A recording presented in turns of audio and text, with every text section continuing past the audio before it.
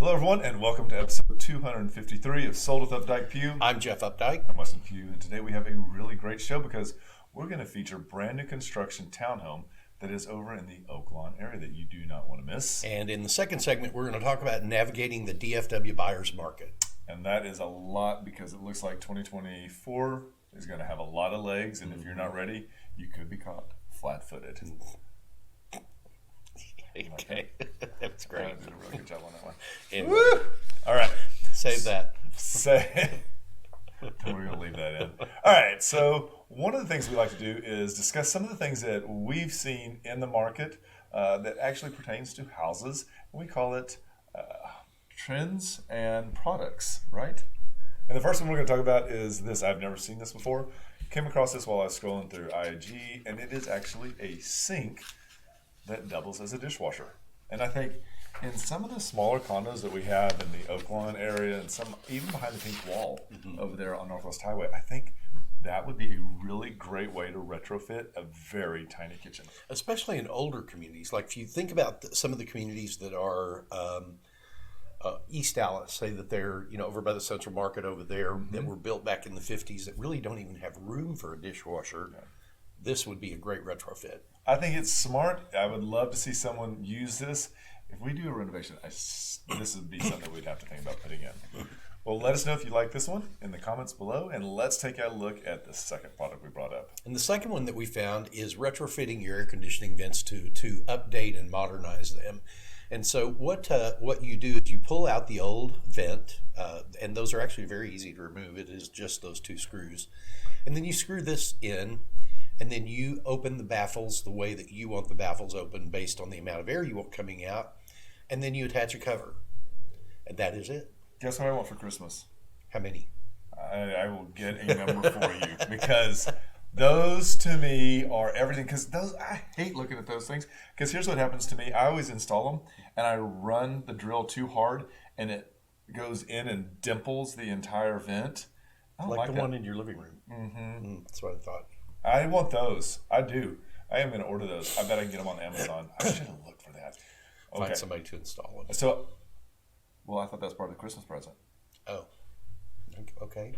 All right. So I'm going to install these, and we'll let you know. Now, the last product that we brought on, I always think these are really great. I love Murphy beds. I love hidden doors. Hadn't seen this yet. This is a hidden toe drawer. And this guy is so funny the way that he actually shows you how to build it, but he has a really good way that he demos it. For me, this is a great way to throw. I would put charging station in there, and I would put my remotes in there because people are always messing with those things, especially if you got toddlers or little ones that are going to grab those things. What about if you had a gaming set and you wanted to put your controls in there? That would be great. That's a great way to hide them because absolutely.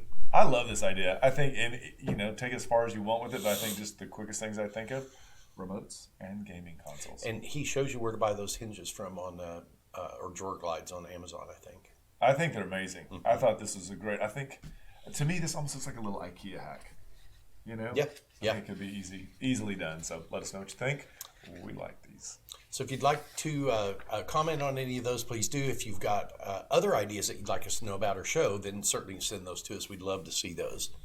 So let's jump into Market Watch. Market Watch has changed greatly. So what we like to do is take a look at the last 7 days for Dallas County only. This way we get to wipe away all the hype that's actually being discussed in the national news and only talk about what is happening here. And the first thing that we want to talk about is coming soon. Now, coming soon is an optional status that agents can put in there that is only visible to other agents. So this is one of the things that we actually do for our clients when they're really trying to look and get ahead of the curve for finding homes in an upcoming area. We see that number has upticked by 6% to 37. That's just a 2-unit click. New active listings, that is up 47, which is enormous. And I think that also plays off the fact that we had such a weak week the following. That number was drastically different. So 373 homes came on the market. That's an increase of 120. And after a buyer and seller have agreed to the terms within the contract, it goes into a status that's called the option period. That's up 37%. That's a really good indicator of where we're headed for the end of the month. That's 224 homes. and an increase of 60 over last week. And the properties that went into pending status were up 55% last week. They were up to 116 contracts. The number of properties that were sold was also up last week. They were up 49% to 222. And mortgage rates that we get through Optimal Blue are averaging about 6.999. And that is down 25 1/100ths of a point, which it's below 7. It's below 7. Below 7. First time in a long time. So let's just hope that the Fed continues this, and that's why we really thought it was important in our second segment to discuss the home buying steps here in DFW, given the fact that there are some indicators that you'll need to get ahead of this and do it soon. So let's talk about our property today. So this is going to be 4604 Warwood Lane, and it is a 3-bedroom, 3.5 bath, 2-car garage, just under 2,000 square feet. Price of $720. And this is a really great location. This is a brand new development. They cleared a bunch of land, a bunch of single family homes that were in really, really rough condition. And this is between Maple Avenue and Harry Hines Boulevard. And, 30 years ago, you'd have never thought about living over in this neighborhood. Correct. It has changed super, super dramatically. And I think it's going to undergo even more of a change because we're seeing so much of that development happen along Maple Avenue. And, the Trammell Crow really facilitated the speed of how this is beginning to gentrify over here with the conversion of Parkland Hospital into that really great office center, and it has just really expanded all the way up. As Jeff was saying, the convenience factor is amazing here. You can drop onto Harry Hines and head into downtown quite easily. If you need to get to Parkland, UT Southwestern, those are also just jog north and exit Inwood. Super simple from there. Love Field. Don't discount the proximity to Love Field as a huge factor if you're commuting for work or if you're actually getting away for fun. I think we take for granted how nice it is to have an airport 10 minutes, 15 minutes away. This is a great one, and it also is not in a direct flight path. In any of the flight paths, which I thought was really interesting. We want to diverge a little bit from what we do at this point and look at a site plan of the whole property, because ultimately there are 115 units in this community, all brand new streets, all brand new plumbing, it's entirely new. About 45 units have already been sold in the development. There are, I think we've got 7 or 8 that are available at different price points. This one is a model unit, and many times the developer prices a model unit much higher than, or not much, but higher than the other ones, because they may have upgrades they built in, and honestly, they don't want to sell it. They want to use that throughout the rest of the community. So there are units in here that are priced from the low 6s all the way up. This was the most expensive one, I believe, at $720. And the way that they've cut these and portioned them together, rather than running a huge line of 10 in a row, they're breaking this up. What I like about that is I think that it provides a lot more end units, and end units actually increase the amount of sunlight that you get and decrease the number of neighbors that you're attached to. This is a really great way for a community to hold value that you typically wouldn't think about. It is a really good indirect accelerator or multiplier on the value of these units. And on the right-hand side, you'll see there's going to be this really large green space between a couple of the buildings. And then on the left-hand side, you'll see the little blue insignia there that is where the pool for the community is going to be. So it will ultimately have the amenities that everyone would expect to have, but you're also able to probably get in a much lower price point than what you would be 2 years from now, 4 years from now, 5 years from now. Absolutely. And if rates drop, it'll happen even sooner than that. So what we'd like to do now is talk about things that locals like, because not everybody is from Dallas. As we know, lots of people are moving here from Dallas. And one of the great things is the original Market Diner. And I think this is probably one of the first diners I ate at when I moved to Dallas, and I fell in love with it immediately. The staff is phenomenal. It is always busy, but it is never a wait to get in. It is. I don't know how they do it. I think it's just because they've all been doing it for so long. They have. Many of their waitresses and cooks and have been there for 20, 25 plus years. There were 2 sisters that used to work here. I was trying to look up their name real quick. There are 2 sisters that worked there for their entire lives, and they were the classiest characters there. anyway, it's just a very fun, predictable place to go. Good portions, good price. It's an A+ in my book. And what else is out there? One of the other things that we wanted to talk about was the proximity of this community to the Market Center station for DART. Once you get on a DART, you can go really pretty much anywhere in the city. You can also take your bike on the DART rail with you. So, like one of the fun things that we like to do in the summer is we'll go to a DART rail, jump on with our bikes. We might ride the DART rail to Plano, get out, spend a couple hours riding around the city, have lunch, get back on the rail, and come back. And so many people do not think about that in Dallas. I think more people that are moving here will take advantage of this, while so many locals don't. So this is a really great one too. The other thing too is that if you don't have a car, or your car, you don't want to drive it and pay for parking at DFW, this will actually take you to DFW as well. So at DFW Airport, let me clarify if you're not from here. It's a great way to save money and stay on time. Trinity Strand Trail is an excellent trail system that is set up. There are, I believe, 1, 2, 3, 4, 5 of them that all connect, and they have varying lengths of them, and they all connect. So if you want to take the longest one, which would be the Trinity Levee Trail, I believe that's just under 18 miles, to the shortest one, which is going to be the Trinity Strand Trail at 2.4 miles. So you can make a full day, or you can do just a quick morning and have brunch afterwards. Yeah, the top of the Trinity Strand Trail is 1.5 miles away. Ride the Trinity Strand Trail for the 2.4 miles. And then you've got about another 1.5 miles on the way back home. Yeah. So, you've got 10 miles in easily there. Inside of Dallas. And this is a big thing because people are always comparing us to Austin, being like, well, what do you guys have to do? You just have to use a little more research, because we're at that beginning stage. I feel like it's not like everybody knows about in Austin. Right. We're really having to really educate the general public that they are there and where to get to them. So let's jump into our property. Let's take a look. 4604 Warwood Lane. Warwood Lane. This is a really great end unit, as you see here. It is the one on the very left-hand side.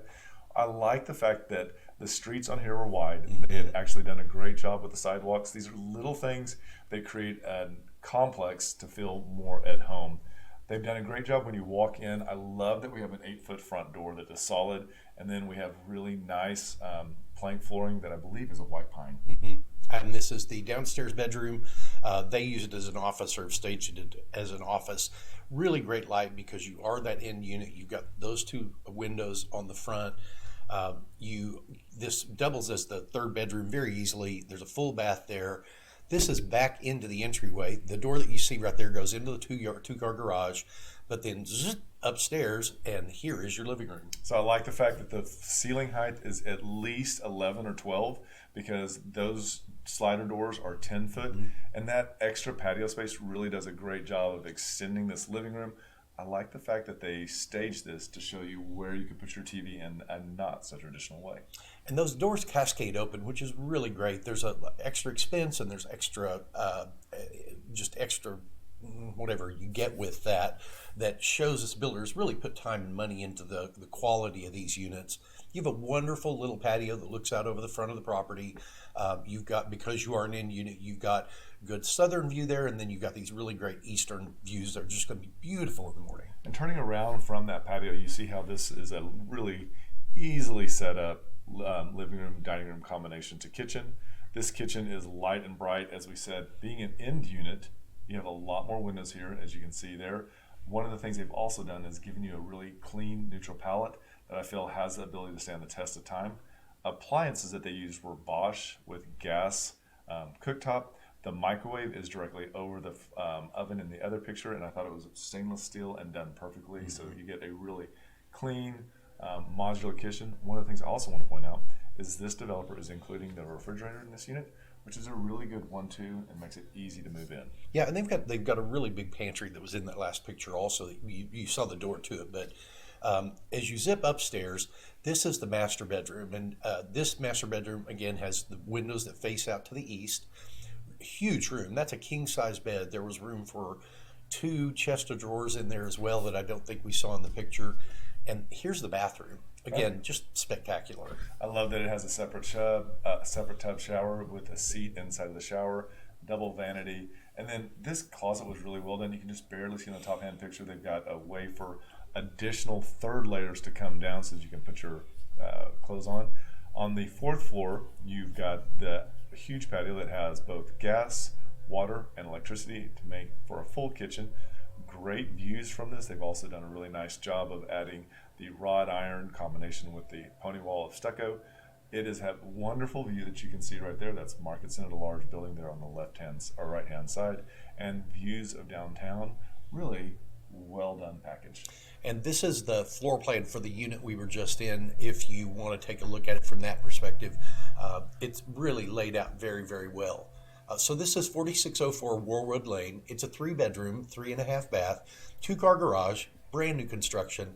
This one's a little over 2,100 square feet, and it's priced at $720,000, which is $367 a square foot. So we'd like to say thank you to the Ewers Realty Group for allowing us to feature their home. And with that, we'll be right back. Did you know there are a lot of ways you can keep up with us? For starters, every Wednesday at noon, we host Sold with Updike Pugh, live from our Facebook and YouTube channels. Our show is dedicated to featuring some of the best homes in the Dallas market and about sharing timely information about market trends. But don't worry if you missed the show, because you can always listen to them on SoundCloud, iTunes, and Spotify. Still want more? Follow us on Instagram, where you get a first-hand look at what it's like to be a realtor. It's not always previewing homes for clients or getting them ready to go live in MLS. Lastly, visit our website and you'll be able to create a custom home search tailored specifically to your wants and needs that's timely and accurate. Whether it's square foot, location, or the neighborhood, we have you covered. If you'd like to know how much your home is worth, we can help with that too. Just visit homeprice.fyi, enter a few pieces of information like your home address, and we'll email you a price. When you're ready to talk real estate, you can reach us online, by phone, or by text at 214-377-2223. And remember, we want to be realtors for life. Hi everybody, welcome to the second segment, episode 253 of Sold with Updike Pugh. I'm Jeff Updike. I'm Weston Pugh. Today, we're going to talk about navigating the DFW housing market. And this is a really timely second segment, because everything we're hearing is that the spring market is just going to be off the chain again. Yeah, and that is good and it's bad. If you're prepared, I think we'll be okay. I think last year it was so fast and it just got going that everybody's a little bit taken aback about having to be this ready. So I think everybody is kind of in position and thinking about what they need to do. That being said, if you're not one of the people that is working with an agent, you will be caught flat-footed for sure on this one. I would agree. There's some really important key parts about understanding the DFW real estate market, and one of those is that we have so much diversity in our market. Our neighborhoods vary from one block to the next, to the next, to the next, and price points vary tremendously, one block next to the next to the next in some parts of town. We also have a very dynamic workforce here, given the fact that we have so many genres of, we're not just an oil, we're not just a tech, we're not just finance, we have elements of all those, which create a really great background. So when one dips, there's others that can keep it going. We don't see huge swings like you do in some of the other markets. Yeah, even in the 07, 08, 09 market, we saw our market went down, I think on average about 15%. And in many parts of the country, they lost 40 and 45% of their value. I thought it was interesting that Dallas really held it together, but it was Collin County that really took it in the shorts. And I couldn't quite make sense of that because it seems super homogenous out there. So, steps to buying a home in DFW. One of the first things that you really need to make sure you have is your financial preparation, and that could be reaching out to Jeremy, giving him a call, give him your financials, and talk about what you qualify for at different price points, at different interest rates, and just preparing yourself. So, let's say that we're all correct and interest rates drop from this 6.99 today down to 5.99. The amount you can borrow there is the amount you can afford is tremendously different there. So I think even though interest rates today are not that low, I think looking at what they might be preparing yourself is really a good idea. Another component of the financial element is to actually be completely approved, meaning that all of your taxes, all of your pay stubs, everything, including how you're going to receive a gift, if that's going to be a part of it, if you need to sell a property, that all of that has gone through the underwriting, and so that when an offer is made, that we can actually make sure that we're not adding additional layers that make sellers uneasy. If you're not paying cash, we do everything we can to make sure that that first upfront offer is as strong as we can so that it gets you to the top. And the next step is really finding the right home. And we've done a lot of second segments about how to look for a home, how to put your list together of the things that you're looking for, how we work when we're representing buyers. And so if you want all that detail, certainly go back and look through some of the old episodes, and it's there. But you definitely want to have our professional assistance during that process. I think what makes us unique is that we do a really deep needs analysis with every one of our clients, really to kind of figure out what is important, but then also when we're creating that list, find out what is the most important. So it's not just the list, but we also prioritize it. Because again, so many times this is not the end house, this is a stepping stone, this is a way for you to aggregate money and move forward in life to purchase that next house, that bigger house. So sometimes we have to let go of the top three or maybe even one of the bottom ones, but we can get you into that house that helps you make money. And next is negotiating and executing a contract. And again, we've talked through all of the detail about the contracts, and if there's anything in particular that you want to know, certainly reach out to us. But negotiation, it's really funny how people will ask, well, how much do you think I can get off? This is without looking at any homes. How much do you think I can get off of a list price on a home? There's no way to know that, because if it's a brand new listing and it's priced really well, chances are they're going to have multiple offers on it. So you're not going to get anything off that home. If we look at one that's been on the market for 70 days, 80 days, and it's, that seller has become a little bit more desperate, we're going to be able to get a pretty good deal on that house. When it comes to closing, one of the things that you don't really think about, but the agent that's representing you should have a stand-up reputation in the industry with other agents. And I feel like that you and I you've been doing this for 33 years, and I've been doing this for 18. We still wouldn't be here today if we had a reputation and more people didn't want to work with us. And so I think that given that, and also knowing that if we're outside of a geographic zone where we feel competent, we are really quick to find you an agent that is, because this is something that we always say at the end of the show, we want to be your realtors for life. So we may not help you buy that house, but we're going to keep working with you and for you later on. And during the contract process, there's two important things that happen. One is the inspection that goes on, and I'll tell you a little bit about how we like the inspection process to go. Is that we do the initial mechanical inspection, and then that inspector will tell us if there are any specific areas that we need to have additional inspections done on. If it's HVAC, or if it's electrical, or if it's plumbing, or if it's foundation. That main mechanical inspection is what points us into all those other directions.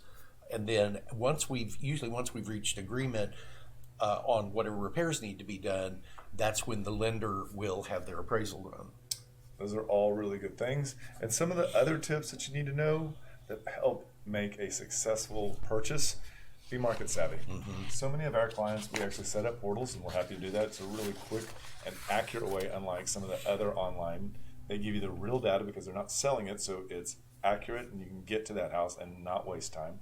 And it's familiarizing yourself with different areas so that when it comes time for you to be in the driver's seat, ready to make a decision, you've got that information, because trust me, there are lots of other people doing the exact same thing, and you don't want that perfect house to get away. You don't. And consider the long term. Consider how long you think you'll be in that house. That'll help you decide what kind of improvements you want to make. It will help you decide, like I bought my home in a pioneer neighborhood. It is a neighborhood that I would not have gotten out at night and walked up and down my street, but I felt very secure and very safe during the day. But that neighborhood has changed dramatically over the years. And so this one-time small purchase many, many years ago has turned into a lot more equity than I would have ever expected living in this neighborhood. That's true. And there are so many other neighborhoods that we feel like are up and coming. And that's one of the big things that we try to do. I think in conclusion, one of the things we want to say is that work with a professional, especially if we think that things are going to happen the way they do in this next cycle. We'd love to be the agents that help you with that, but it is going to be key that you're working with an experienced full-time agent. Jeff and I sit beside each other every day, and so when I'm working on a deal, he knows what's happening and vice versa. So just keep all that in mind, and please remember, we want to be your realtors for life. When you're ready to talk real estate, you can reach us online, by phone, or by text at 214-377-2223. And remember, we want to be your realtors for life.